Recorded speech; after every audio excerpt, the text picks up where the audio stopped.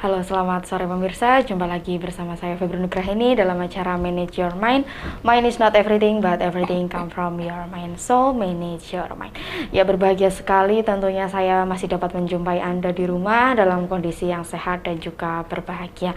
Pada kesempatan malam hari ini, saya sudah bersama dengan salah satu narasumber yang nantinya akan memberikan wawasan-wawasan baru tentang dunia manage your mind ya, tentunya ya.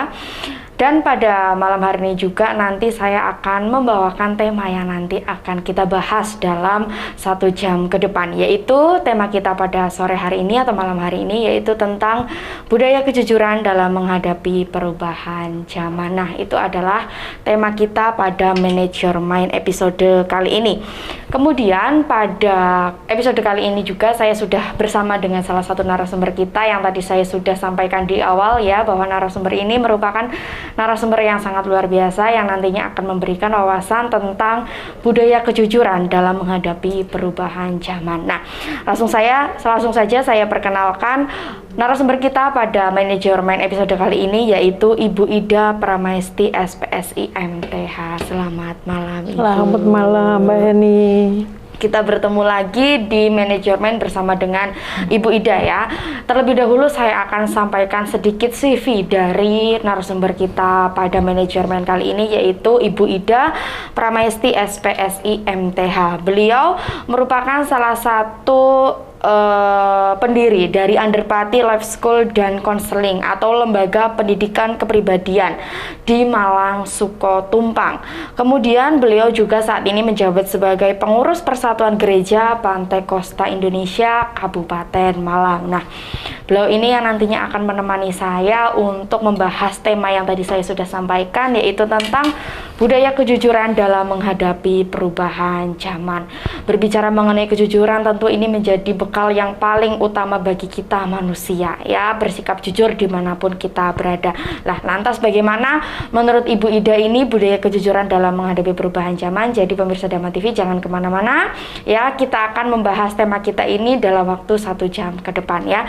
Langsung saja ya Ibu ya, kita membahas tentang budaya kejujuran dalam menghadapi perubahan zaman. Karena saat ini zaman sudah semakin sudah semakin modern. Tentunya orang-orang yang jujur ini dikatakan orang-orang yang sudah mulai menipis begitu populasinya begitu Ibu. Mereka jujur, tetapi dalam beberapa hal mereka juga tidak jujur. Nah, lantas bagaimana perubahan zaman dapat mempengaruhi perubahan sikap dan perilaku seseorang di dalam masyarakat begitu? Saya mau bicara antropologi dulu ya. Oh, ya, jadi silakan. bahwa Indonesia itu termasuk dunia timur. Ya. Dunia timur itu mereka orang-orang yang tertutup.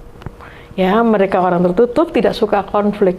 Iya, betul. Tidak suka konflik itu artinya di dalam segala hal itu membuat orang itu untuk sering bertemu dengan titik ketidakjujuran. Iya.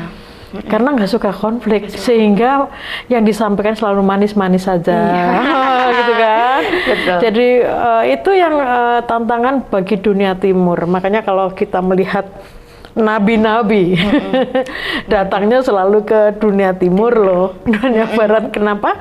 Karena ketika kita itu selalu menghindari konflik, kemudian melanjut ke ketidakjujuran, lama-lama mengarah kepada kemunafikan. Betul. Kemunafikan, jadi hipokrit. Jadi demi menyenangkan orang kita tidak jujur.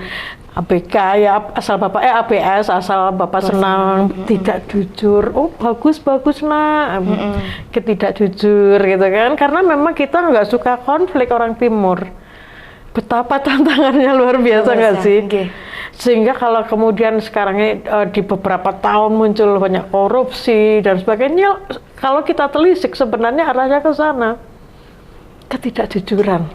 Dan ujung-ujungnya karena kita orang timur tertutup, tidak suka konflik, ingin menyenangkan orang. Jatuhnya malah mereka berbohong. Akhirnya begitu ya, kita menjadi orang yang tidak jujur. dalam segala hal ini. Dalam segala hal, maka itu orang timur harus belajar untuk berani berkonflik. Karena persentuhan antara manusia itu kan selalu muncul friksi. tidak ada manusia tanpa konflik. Ya, tidak ada Ibu, betul. Iya. Ya. Itu friksi. Nah, tinggal kita bisa nggak mengatakan kita siap untuk berkonflik. Kalau orang yang siap berkonflik harus apa adanya, harus jujur. Nggak bisa konflik tanpa kejujuran, itu Tidak bisa. nggak ada. Karena pada saat kita berkonflik dan kita jujur, maka yang keluar adalah solusi. Karena munculnya kan apa adanya. Dan seringkali karena kita orang tertutup tidak suka berkonflik, ya itu tadi loh Mbak. Sehingga yang muncul konflik itu bertambah gitu kan. Nah intinya betapa kita ini butuh keberanian untuk jujur. Butuh keberanian untuk jujur. Maka dikaitkan dengan perubahan ya, kita untuk harus berani jujur. Saya melihat sudah banyak orang untuk berani jujur. Sudah mulai ada gerakan untuk berani jujur. Walaupun kadang-kadang kalau kita melihat contoh mereka baju tank top lah, benar apa adanya ya. Mereka ingin menunjukkan aku ingin apa adanya. Iya. Aku ini ya begini. Gitu. Apakah itu buruk atau tidak? Tergantung kita mempersepsi ya. Kalau dia memang sedang ingin bicara apa adanya, dia melihat orang biar tahu ini loh saya dengan segala kekurangan saya, aku pengen niatannya baik-baik saja. Tapi kalau mungkin orang menilai dari segi moral, itu nggak pantas lihat bajunya. Nah, makanya tergantung kita mempersepsi ya. Tapi gerakan orang untuk berani jujur itu sudah mulai menggeliat sekarang ini. Saya melihat begitu. Gitu. Jadi di dalam masyarakat memang orang jujur pasti ada, begitu ya Bu ya. Tapi pasti ada juga yang tidak jujur, begitu. Dalam mungkin beberapa aspek mungkin yang tadi Ibu sebutkan begitu ya. Karena orang Timur cenderung tertutup, jadi takut untuk mengakui kesalahan, begitu takut untuk mungkin mengatakan sesuatu, jadi akhirnya berbohong begitu. Lantas bagaimana dengan pandangan masyarakat tentang berbohong demi kebaikan begitu Bu? Di dalam suatu ajaran agama tentunya ada beberapa aspek ini ya, berbohong demi kebaikan begitu. Lantas di dalam pandangan Ibu, terkhusus dalam pandangan Kristen itu bagaimana? Kalau ada orang yang mengatakan berbohong demi kejujuran begitu gitu Ibu? Ya. Demi kebaikan. Berbohong. Tidak ada. Kalau di dalam kekristenan jujur ya jujur. Harus ngomong apa adanya. Memang ada situasi-situasi tertentu yang kita akhirnya si malakama ya, kadang-kadang ngomong nggak sih. Kalau misalnya ada saudara kita mungkin sedang kena kanker atau apa, terus dia tanya gimana, kita harus bagaimana cara kita supaya kita nggak berbohong. Kita mengatakan yang tidak sesungguhnya. Mungkin kita berputar-putar atau lebih memilih untuk coba kita mengalihkan. Kita mengalihkan seperti itu. Jadi nggak ada kompromi. Jujur ya jujur. Nggak ada ceritanya demi kebaikan terus kemudian kita rela berbohong. No, tidak ada ya Bu? Nggak ada seperti itu. Jadi orang Kristen itu di dalam ajaran Yesus nggak pernah ada seperti itu. Jadi orang orang-orang Kristen yang mereka mempelajari Alkitab, mereka nggak akan pernah melihat kebohongan di dalam di dalam Yesus itu sendiri ya. Pada saat dia diadili, ada pertanyaan, apakah engkau ini anak Tuhan apa Mesias gitu ya? Apa dia enggak berkata ya aku enggak. Engkau sendiri yang mengatakannya. Jadi betapa harus penuh sebuah kecerdikan, inilah kadang-kadang orang Timur kan nggak mau sombong ya gitu, inilah aku tidak, tapi dia mengatakan kejujuran itu, tapi dia balikkan sendiri pada si penanya. Jadi memang sebenarnya nggak ada diperbolehkan untuk berbohong itu tidak boleh.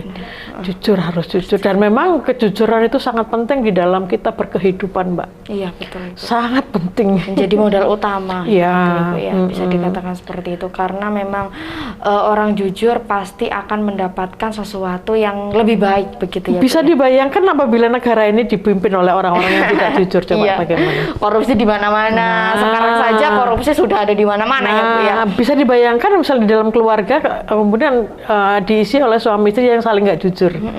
Apa yang terjadi? Pertengkaran di dalam Pasti. keluarga menjadi hal yang mungkin tiap hari Kebanyakan terjadi, itu yang terjadi di dalam konflik rumah tangga, yaitu yang terjadi ketidakjujuran demi menyenangkan pasangan. Betul, Ibu. Dan itu enggak baik banget. Bagaimanapun jeleknya harus tetap jujur begitu ya, Bu ya. Kita tidak mengatakan jelek ya, lebih baik jangan berkata jelek, mungkin tidak menyenangkan buat tidak dia. menyenangkan, iya. Iya, kita menggunakan itu jadi lebih positif ya kita bawanya. Yang tidak menyenangkan dia. Kalau kita mengatakan jelek kan negatif ya kesannya gitu. Iya. Yang tidak menyenangkan dia. Nah itu makanya kita tetap jujur. Nah ini penting sekali dalam relationship antar manusia adalah bagaimana mengkomunikasikannya dengan baik. Itu kebanyakan begitu. Harus begitu. Kebanyakan orang itu mereka tidak mereka memilih jujur, tapi cara mengkomunikasinya kan tidak baik. Ujung-ujungnya akhirnya bertengkar gitu kan. Kalau kita berbicara komunikasi, kita akan melihat timing, waktunya kapan, cara menyampaikannya, lalu apa namanya, ya waktu, ada waktu timingnya, ada caranya, lalu tujuannya apa, itu jelas gitu kan. Itu yang paling penting. Paling penting ya. Jadi menjadi tidak ada istilah untuk berbohong demi kebaikan atau tidak berkata jujur demi kebaikan dalam ajaran yang tadi Ibu Ida sampaikan di dalam ajaran Kristen juga tidak ada seperti itu. Saya rasa tidak hanya dalam ajaran Kristen, mungkin semua agama, saya semua rasa begitu. Ilmu mengajarkan ajaran kehidupan nggak ada, saya rasa. Iya, nggak begitu. ada. Jadi ya tetap harus bersikap jujur ya. Jadi menyampaikannya juga harus yang baik supaya nanti tidak ada kesalahpahaman antar komunikasi yang sedang terjalin. Nah, baik pemirsa, kita akan lanjutkan lagi pembahasan kita mengenai budaya kejujuran dalam menghadapi perubahan zaman. Jadi Anda jangan kemana-mana, kami akan kembali setelah jeda iklan berikut ini.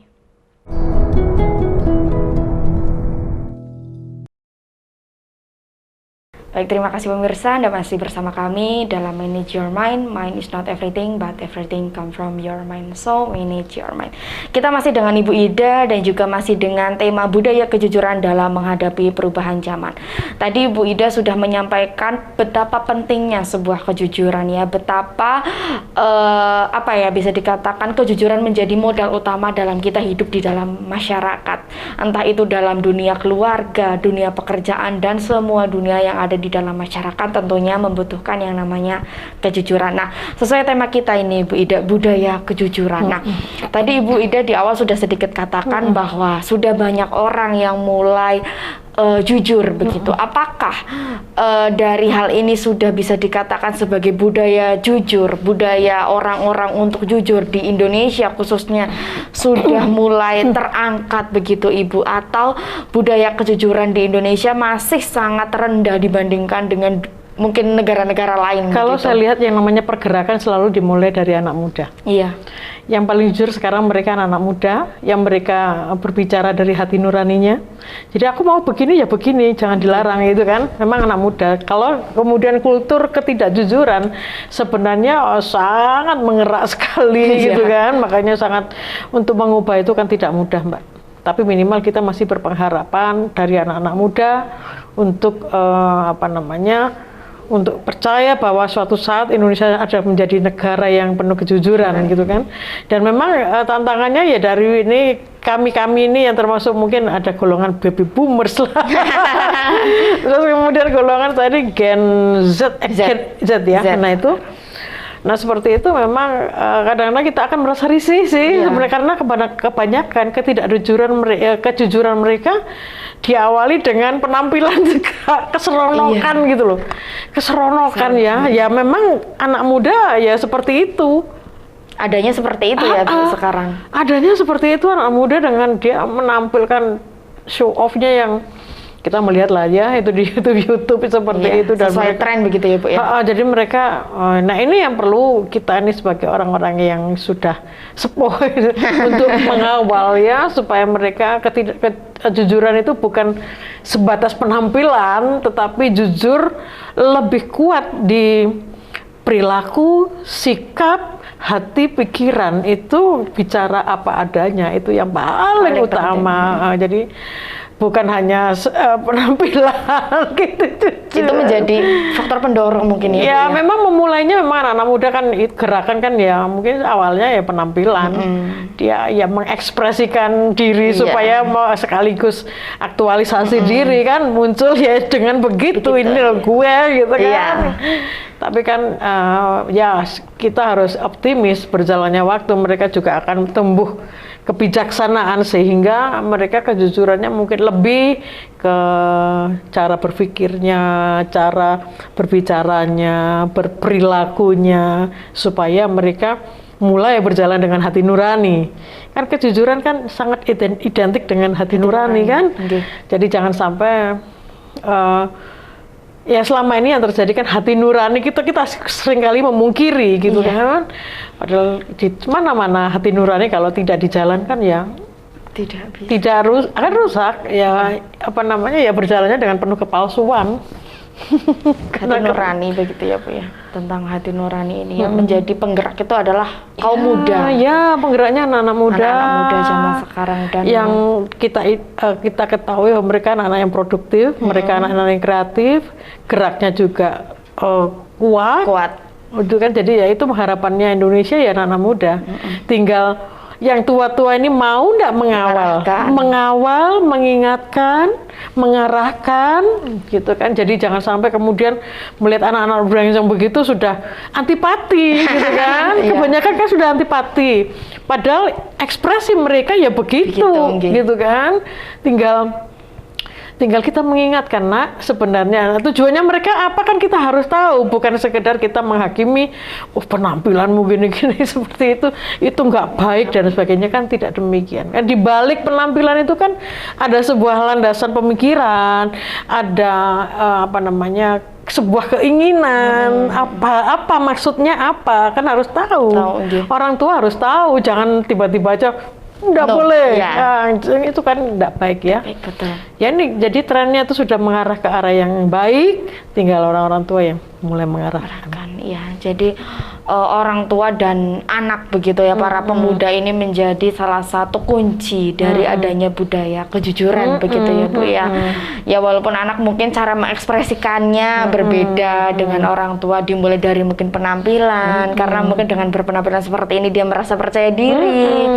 Akhirnya muncullah kejujuran di dalam rasa percaya diri tersebut. Nah, kemudian setelah berbicara mengenai makna kebudaya kejujuran, pasti ada Ibu landasan dari seorang berkata jujur. Nah, apa yang menjadi landasan seseorang bisa berkata jujur, terlebih lagi menurut ajaran Kristiani begitu? Yang jelas itu orang yang jujur itu sebenarnya dia tidak memungkiri hati nuraninya. Dan sebenarnya itu melegakan jiwanya daripada dia berbohong. Tampaknya saja menyenangkan, aku menyenangkan orang yang berbohong. Tapi hati nuraninya itu yang nggak bisa dibohongi. Dia akan bergerak, membuat gelisah.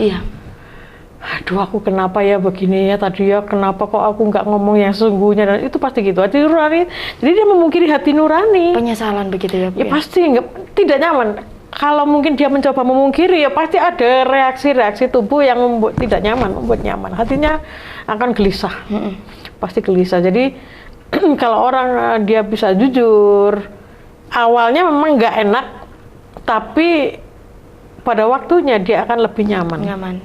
Lebih nyaman.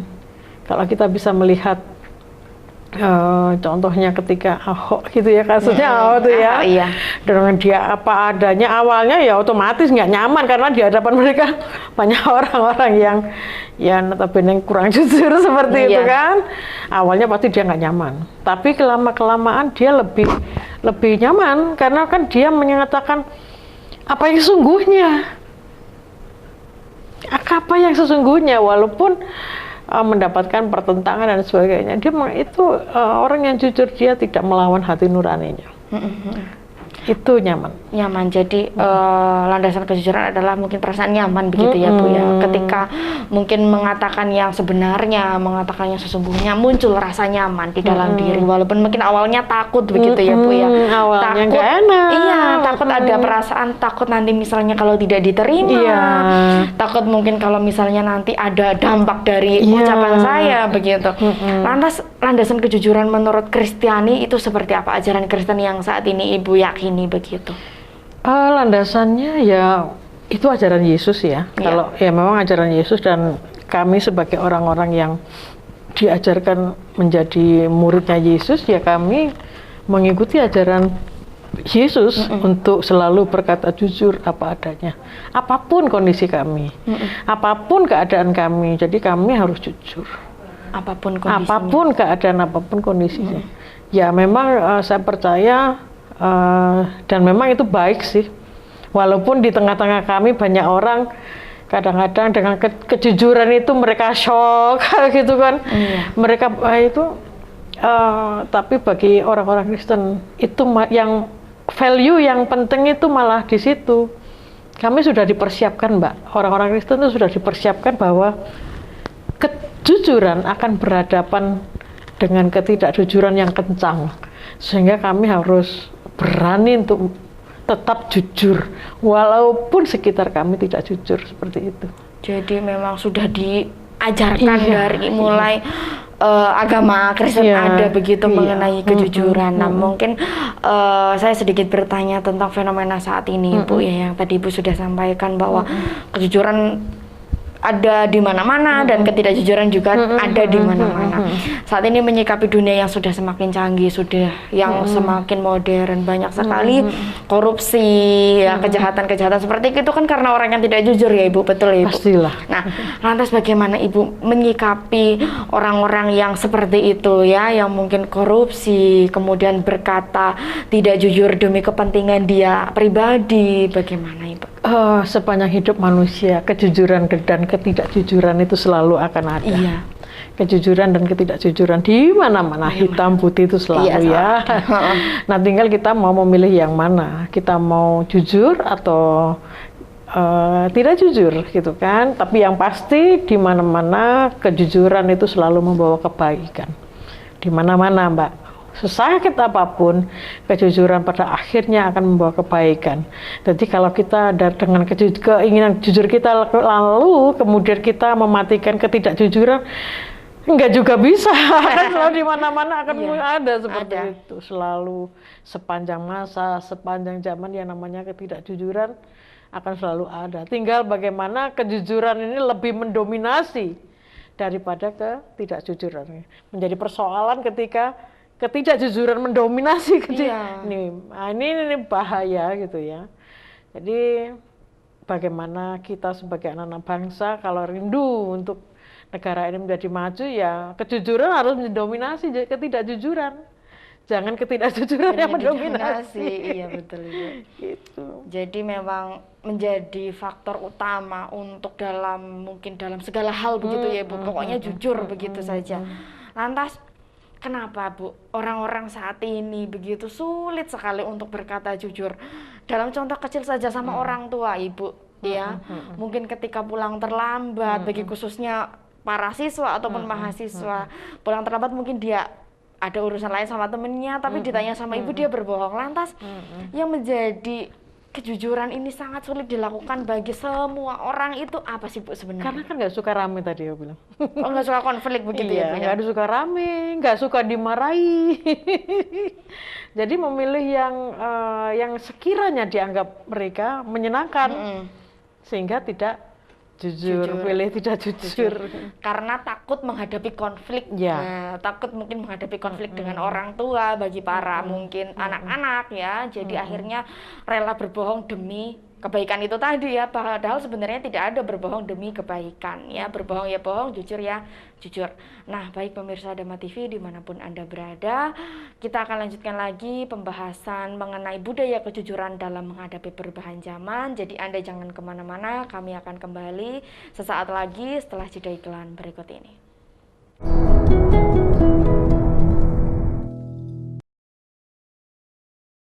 Baik, terima kasih pemirsa, Anda masih bersama kami dalam Manage Your Mind. Mind is not everything, but everything come from your mind. So, manage your mind. Kita akan lanjutkan lagi pembahasan kita tentunya bersama dengan narasumber kita yang sangat luar biasa, yaitu Ibu Ida, dan juga dengan tema budaya kejujuran dalam menghadapi perubahan zaman. Kita tadi sudah banyak sekali berbincang mengenai kejujuran ya, tentunya kejujuran yang berada di dalam lingkungan sekitar kita, di lingkungan masyarakat kita. Tadi saya sudah sedikit bertanya mengapa orang-orang sangat sulit untuk berkata jujur. Yang tadi Ibu Ida sampaikan bahwa mereka takut menghadapi konflik, mereka takut mungkin menghadapi permasalahan. Nah, kita akan lanjutkan lagi budaya kejujuran. Nah, budaya kejujuran di kalangan mahasiswa ini, Bu. Saya sekarang karena ini ada contoh kasus di dalam lingkungan mahasiswa gitu. Ya. Seperti apa contoh budaya kejujuran di dalam lingkungan mahasiswa, lingkungan siswa, begitu Ibu? Karena kan yang tadi Ibu sampaikan generasi penerus, otomatis yang menjadi generasi penerus kan para mahasiswa, para siswa, generasi muda seperti itu.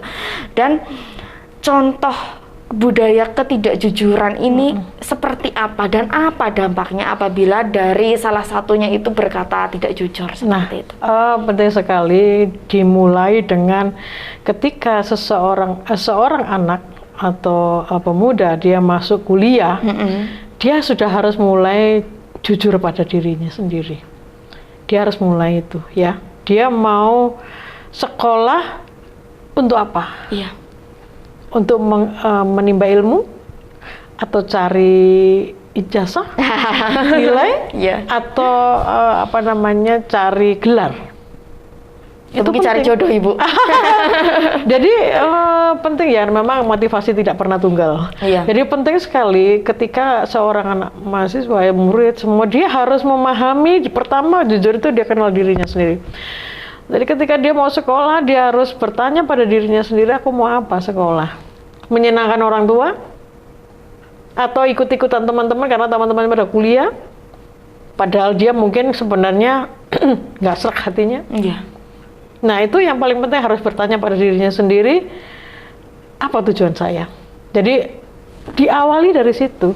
Kalau awal itu sudah benar jalannya, akhirnya pasti benar. Tidak akan kesasar gitu ya, Bu? Tidak akan kesasar. Mengawalinya harus benar. Tentang kejujuran juga demikian. Aku mau sekolah ini mau apa? Ambil gelar, menimba ilmu, cari jodoh, atau nurutin orang tua dan sebagainya. Nah itu yang tantangannya kadang-kadang kita, bukan kadang-kadang, ini sering kali karena saya ketemu banyak orang tua kepingin anaknya sarjana. Iya. Kepingin anaknya sarjana, kepingin anaknya punya gelar, pokoknya mereka, orang tua bagi mereka anaknya sekolah kuliah sarjana bangga, nggak peduli anaknya senang atau tidak. Seperti itu, betul Ibu. Nah tantangannya di situ, maka itu harus ada kolaborasi antara orang tua dan anak. Saya bertemu dengan ponakan saya, dia tidak kuliah, dia habis SMK, dia langsung bekerja.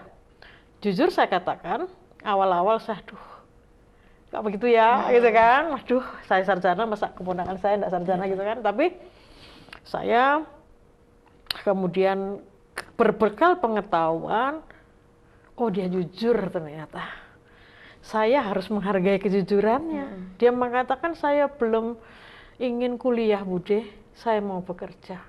Dan apa yang terjadi, dia di tempat kerjanya dia sangat bagus. Dia tidak mau kuliah karena prestis, dia tidak mau kuliah karena tuntutan orang tua, enggak. Jadi saya melihat, wah ini luar biasa, nah ini jujur. Dan dari situ saya tinggal memberikan ilmu, karena dengan LSMA otomatis kan ada hal-hal yang dia tidak dapat seperti anak yang sudah kuliah kan. Saya ajak bicara, saya buka wawasannya. Walaupun dia tidak kuliah, tapi dia matang. Gitu, jadi Ya mengawalinya harus benar, tantangannya memang generasi-generasi sebelumnya yang masih kacau, masih kacau di dalam mindset bahwa mereka anakku harus sarjana, anakku harus punya titel. Tidak tahu ada banyak pengalaman, di lapangan, kasus-kasus di lapangan ketika anak itu tidak serak dengan jurusannya, begitu lulus ijazahnya dikasihkan sama orang tua, dan dia pergi kemana? Banyak sekarang Ibu. Banyak sekali, banyak sekali. Ya karena tuntutan orang tua yang memaksa si anak untuk kuliah. Coba. Dampaknya seperti itu ya Bu, sangat luar biasa. Sangat kasihan. Anaknya menghabiskan waktu untuk sekolah, di mana di situ dia hanya dipus paksa orang tua. Betapa tidak nyamannya. Dan orang tua juga kehilangan biaya, kehilangan mungkin pikiran karena memikirkan seperti itu. Makanya penting sekali kejujuran sejak awal. Dan mindset orang tua sudah harus berubah, bahwa sebenarnya kejujuran jauh lebih penting daripada gelar. Iya begitu Bu. Tapi lantas bagaimana dengan saat ini yang orang tua mengatakan kalau kamu tidak nurut sama orang tua, ya sudah, berarti kamu mungkin nanti tidak boleh tinggal di rumah. Nah itu yang perlu diedukasi, itu yang perlu diedukasi orang tuanya. Biasanya orang tua seperti itu orang tua yang kacamata kuda, kurang pergaulan, kurang wawasan, menatap satu arah saja begitu ya Bu ya. Ya kurang mendapatkan masukan-masukan. Makanya penting sekali, rencana saya juga salah satu di Underpati itu kan menjadi konseling pendidikan, supaya orang tua itu ketika dia hendak memutuskan pendidikan anaknya, dia punya arahan, dia punya masukan ya, supaya nggak salah jalan. Begitu. Jadi kejujuran ini dimulai dari hal-hal yang paling kecil. Pokoknya tahu tujuan begitu ya Bu ya. Tahu tujuan bagi mahasiswa, tahu tujuannya mau kuliah, mau ngapain gitu. Jangan nanggung. Jangan nanggung. Kalau memang hanya mencari gelar, lebih baik nggak usah. Iya. Buat apa? Iya. Ngabisin waktu gitu loh. Karena kuliah itu sebenarnya kan tujuannya adalah pendewasaan, lalu mengupgrade diri, menambah pengetahuan dan wawasan. Bukan hanya untuk kebanyakan itu mahasiswa begitu masuk ke kampus langsung seperti orang mengalami kebebasan. Bebas dari orang tua begitu. Iya nggak sih? Itu harus diakui. Lalu untuk apa menghabiskan waktu untuk seperti itu? Ujung-ujungnya begitu lulus jadi apa? Nggak jelas begitu.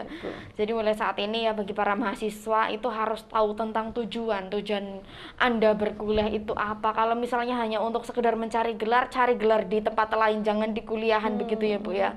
Jadi tujuannya berkuliah adalah untuk menambah pengalaman, menambah ilmu, menambah wawasan, pendewasaan diri. Nah, tentunya ketika kita mungkin berkata jujur kepada orang tua ya, kita akan memperoleh dampak yang sangat luar biasa ketika nanti kita berkuliah. Tadi yang sudah Ibu jelaskan adalah apabila tidak jujur ya, ketika nanti selesai kuliah mungkin ijazahnya langsung dibuang, dikasihkan ke orang tua. Itu banyak kejadian kayak gitu. Iya, banyak sekali. Kemudian bekerja tidak sesuai dengan bidangnya. Ya, banyak. Seperti itu ya Bu ya. Jadi banyak sekali dampak-dampak apabila mungkin mahasiswa tidak jujur. Dan lebih parahnya mungkin kalau tidak jujur sama orang tuanya marah, nanti kuliahnya di stop, udahlah kamu nggak usah kuliah, keluar aja. Nah seperti itu juga. Karena nggak lulus-lulus. Iya, bisa saja terjadi seperti itu. Jadi kejujuran silahkan untuk dimulai dari saat ini ya, seperti itu. Nah kemudian mengapa saat ini Bu kejujuran menjadi sangat mahal ya? Dimana-mana orang mau melamar kerja harus jujur. Dimana-mana yang diutamakan adalah kejujuran. Nah lantas mengapa hal itu bisa terjadi menjadi suatu hal yang sangat mahal, kejujuran? Karena kita hidup di antara orang-orang yang tidak jujur. Banyak sekali. Saya pernah mengalami pinjam kredit di sebuah bank. Karena saya menerapkan kejujuran, malah nggak mendapatkan pinjaman. Waduh. Yang tidak jujur malah dapat. Tapi it's okay. Itu resiko yang saya nggak apa-apa. Saya jujur, berkata jujur apa adanya. Ya, tapi di tempat yang lain, di sebuah komunitas yang lain, organisasi yang lain, kejujuran saya sangat dihargai. Jadi kita tidak usah cemas, tidak usah takut.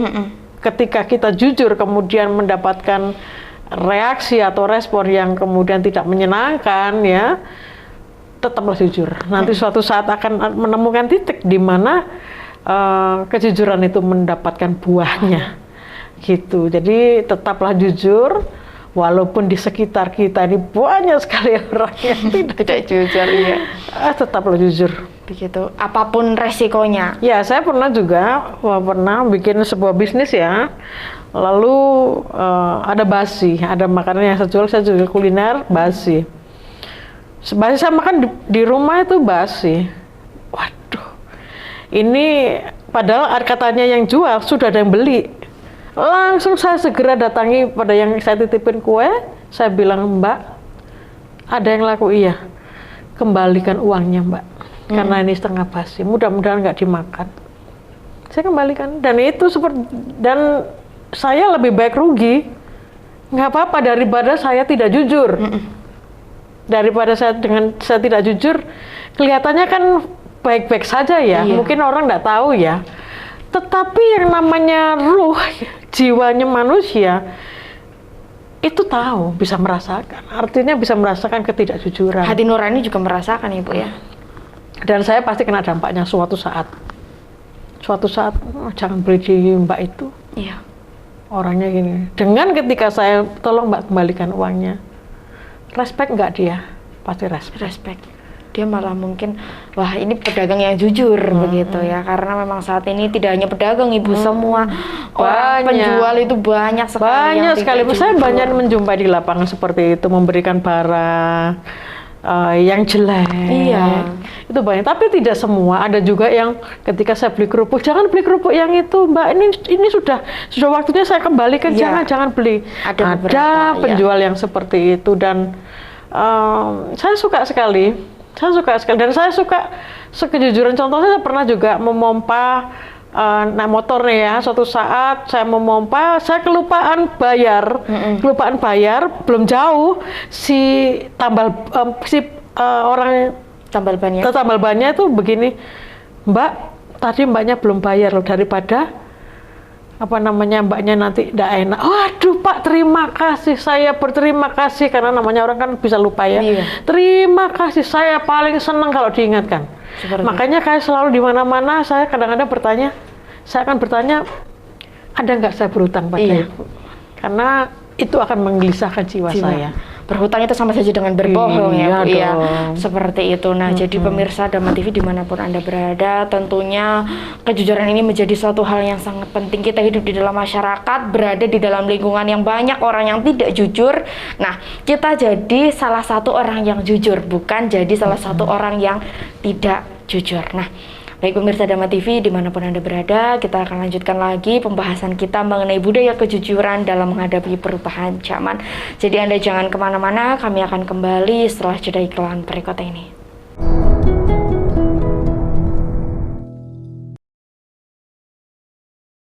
Baik, terima kasih pemirsa, Anda masih bersama kami dalam Manage Your Mind. Mind is not everything, but everything come from your mind. So, manage your mind.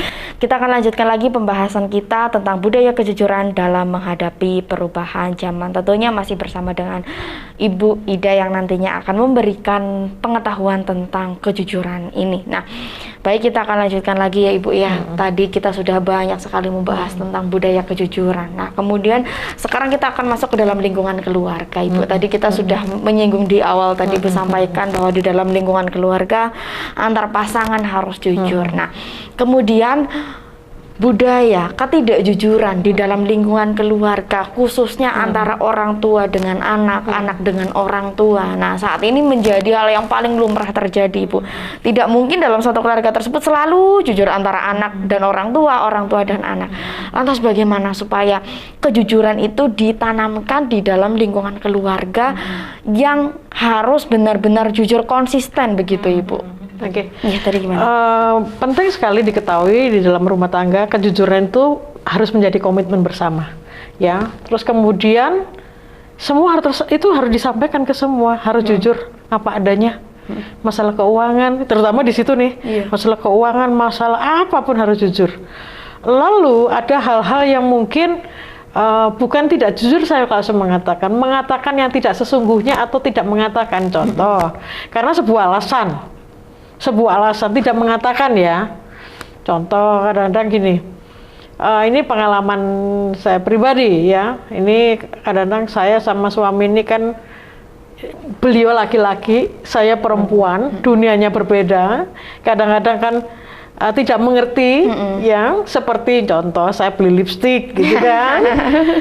Beliau ini kan dunia orang laki-laki dengan dunia perempuan kan mereka nggak tahu nih, iya kan. Kemudian kenapa saya beli lipstik yang agak mahal dikit gitu kan. Nah hal seperti itu saya perlu nggak ngomong sampai sedetil-detilnya ini harganya sekian, lalu tidak perlu kan, nggak perlu. Iya. Apakah itu tidak jujur? Enggak ngomong saja. Landasannya apa? Ya landasannya beliau ini kan tidak mengerti, apalagi mungkin di dalam kondisi keuangan yang mepet misalnya begitu kan. Kadang-kadang perempuan ini kan sok-sok pengen ya gitu kan, gitu. Mbak ini pasti tahu sih perempuan itu kan. Iya. Kadang-kadang walaupun ya kita jangan sampai kemudian over ya gitu kan. Kadang-kadang lah ya seperti itu kan kita nggak perlu ngomong, karena kalau ngomong bisa rame ya kan. Yang penting kita tetap sadar bahwa ini ada tidak melampaui budget misalnya seperti itu, mungkin over dikit gitu kan. Kita nggak perlu ngomong, tapi pada saat kita misalnya ditanya lah itu berapa harganya, apakah kita mengatakan yang jujur? Kita punya dua pilihan, ngomong apa adanya, misalnya harganya 65 nih, bisa ngomong 60-an, bisa seperti itu kan. Salah? Enggak. Enggak kan? Lalu kemudian misalnya kita mau mengatakan harganya sekian, misalnya kita mau jujur, kita katakan saja, ya sesekali saya kepingin. Kadang-kadang orang laki perlu penjelasan. Karena saya kepingin begini, toh kalau panjenengan lihat, saya 2 tahun sekali beli lipstik, saya rasa ini masih masuk akal, gitu kan. Nah artinya kejujuran kita itu jangan harus dikomunikasikan dengan baik, supaya enak. Dan orang laki-laki dengan logikanya yang kuat, itu selalu membutuhkan penjelasan yang logis. Nah logis berbicara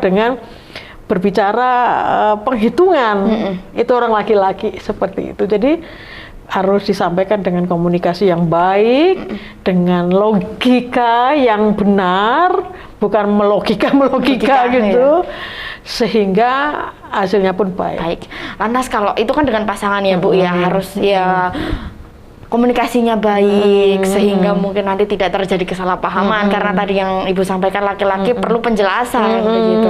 Lantas bagaimana dengan anak Ibu? Ya di situ anak menjadi orang yang perlu dibimbing oleh orang tuanya. Lantas bagaimana untuk menanamkan nilai-nilai kejujuran dari orang tua kepada anaknya begitu? Penting sekali orang tua itu juga harus punya wawasan ya. Jadi orang tua itu kan tidak mudah, harus punya wawasan, dia harus punya yang namanya ilmu membimbing anak, ilmu mendidik anak, ilmu mengenali si anak, terutama itu mengenali si anak, bagaimana sesuai usianya dia butuh apa saja, dia kan harus tahu begitu kan. Jadi ketika si anak menyampaikan, ya kamu harus jujur nak, mengapa kamu harus jujur, karena ini harus menjelaskan seperti itu. Jangan sampai si anaknya di-cut dengan kataan pokoknya kamu harus jujur, nggak boleh. Anak seringkali kan berontak kalau sudah seperti itu. Makanya orang tua harus memberikan penjelasan. Apakah suatu saat anak bisa nggak jujur? Kemungkinan itu selalu ada ketidakjujuran itu. Nah itulah kemudian penting sekali orang tua itu menyampaikan, nak kalau kamu jujur kamu akan begini, kalau kamu tidak jujur kamu akan begini. Dampaknya disampaikan begitu. Jadi tentunya dengan komunikasi yang baik. Iya. Jadi anak diajak mikir sendiri. Enak mana nak? Jujur atau tidak jujur? Nah kalau orang tua seperti itu pasti enak deh. Pasti enak lah, si anak akan bisa menerima. Dia tidak akan dihakimi. Walau itu penting, makanya penting sekali seorang orang tua itu harus punya wawasan, punya pengetahuan yang luas tentang dunia anak, tentang kemungkinan yang terjadi, potensi-potensi. Anak juga nakal, anak kadang-kadang tidak jujur, gitu kan. ya ujung-ujungnya kan ketidakjujuran itu karena kan anak-anak itu yang seringkali tidak jujur kan karena dia pengen keinginannya banyak nih, pengennya banyak, mimpinya banyak, tapi uangnya sedikit. Misalnya seperti itu sehingga kadang-kadang ya nakal-nakal apalah. Nah itu penting sekali orang tua itu mengerti bahwa lagi anak gue begini. Nah itulah diberi pemahaman. Nak, kamu kalau tidak jujur itu akan begini. Gitu. Kemudian apakah ketika anak mungkin berbohong kepada orang tuanya, tentunya akan ada rasa marah di dalam hati orang tuanya, Ibu. Lah, bagaimana supaya komunikasi yang baik antara anak dan orang tua itu terjalin pada saat mungkin anaknya ketahuan berbohong begitu, Bu? Karena sering sekali tidak hanya orang lain, saya sendiri, Ibu. Di dalam lingkungan keluarga ketika orang tua mengetahui saya berbohong, saya langsung wes. Pokoknya orang tua ngomel-ngomel begitu. Akhirnya membuat kita kayak, waduh, berkata jujur saja kadang dimarahi begitu. Bagaimana supaya nantinya orang tua bisa menjalin komunikasi yang baik dengan anak yang mungkin sudah ketahuan berbohong? Orang tua itu kan tugasnya untuk mendidik anak. Iya. Namanya mendidik itu mengubah perilaku yang nggak benar ke arah yang benar. Perlu nggak untuk marah itu orang tua harus punya pertimbangan. Iya. Jadi nggak sekedar langsung marah begitu kan. Kita kan harus melihat kebohongannya tingkat apa. Kalau hanya kebohongan misalnya nggak segera pulang, waktunya pulang sekolah nggak segera pulang, kan bisa ditanya baik-baik. Makanya orang tua itu penting sekali punya ilmu yang banyak, ilmu komunikasi, wawasan yang luas tentang anak, bagaimana pergolakan anak, bagaimana kepribadian anak, penting. Jadi ketika orang tua melahirkan anak, dia sudah dibekali ilmu bahwa dia itu bukan sekedar melahirkan, ngasih makan, menyekolahkan, tetapi mendidik anak. Mendidik anak itu berarti dari yang tidak benar ke arah yang benar. Jadi nggak mungkin anak itu langsung benar terus, ya nggak sih? Betul. Pasti ada masa dia nggak benar. Nah itulah tugas orang tua, membenarkan. Dengan komunikasi yang baik ya. Dengan komunikasi ya. Jadi tidak seharusnya ataupun tidak baik sebenarnya, Ibu, ketika anaknya salah langsung dimarahi sepihak begitu. Jadi harus mengerti sebenarnya anak itu bukan berbohong atau tidak untuk sesuatu yang tidak baik. Bukan seperti itu. Dia hanya tergoda. Menurut saya tergoda untuk melakukan yang tidak benar gitu. Betul, bukan tidak baik. Iya. Buat anaknya mungkin baik, dia memuaskan keinginannya kok, kerinduannya, impiannya kok baik buat anak, tapi tidak benar menurut orang tua. Gitu kan. Kemudian pertanyaan terakhir ini, Bu, ya, bagaimana membudayakan sebuah kejujuran di dalam zaman yang sudah semakin modern ini, di perubahan zaman yang sudah semakin modern sudah semakin pesat dan lain sebagainya. Bagaimana cara kita supaya tetap menjadi orang yang jujur, ya, membudayakan yang namanya kejujuran ini, Bu? Orang sulit jujur itu karena terlalu banyak timbunan masalah di dalam dirinya sehingga dia tidak mampu meng-manage dengan baik. Jadi sehingga kadang-kadang dia jujur, kadang-kadang dia tidak jujur. Maka setiap manusia itu harus punya yang namanya ilmu manajemen di dalam dirinya sehingga dia tahu bedanya antara keinginan dan kebutuhan. Jangan sampai keinginan dan kebutuhan, jangan sampai keinginan lebih mendominasi dari kebutuhan. Ketidakjujuran itu lebih karena kita overload, apapun dipikirkan, apapun didengarkan, apapun dilihat, sehingga overload, sehingga kacau, yang ada di otak ini kacau, sehingga sulit kita untuk jujur. Ya enggak sih? Ya, maka itu nggak usah banyak-banyak yang dipikir, kita fokus saja hal-hal yang sampah-sampah, nggak usah kita masukkan dalam otak kita. Pikirkan yang menjadi tujuan kita, begitu ya, Bu, ya, supaya tidak overload yang tadi Bu katakan seperti itu. Jadi kalau misalnya tidak overload, tentunya kita bisa berperilaku jujur. Yang paling penting adalah kita kalau ingin kita mengubahkan sebuah dunia, kita mulai dari diri kita untuk jujur. Baik. Begitu, jadi memang merupakan suatu hal yang sangat penting, kejujuran di dalam semua lingkungan, ya, keluarga, lingkungan masyarakat, lingkungan sekolah, dan lingkungan pekerjaan, begitu. Terakhir, Ibu, mungkin Ibu bisa sampaikan pesan-pesan Ibu untuk pemirsa Dhamma TV di rumah yang sedang menonton, begitu, mengenai tema kita pada malam hari ini, yaitu tentang kejujuran. Silakan, Ibu. Kejujuran memang berat di tengah-tengah masyarakat yang tidak jujur, tetapi tetaplah jujur, tetaplah percaya bahwa suatu saat kejujuran itu akan menghasilkan buah yang baik, yang berbeda dengan ketidakjujuran. Buah yang baik itulah sebenarnya yang ditunggu-tunggu manusia. Gitu. Itu coba. Jadi silahkan memulai kejujuran. Memang tantangannya berat. Berat. Di tengah-tengah ketidakjujuran, tetapi tetaplah kuat. Karena orang jujur itu yang akan selamat.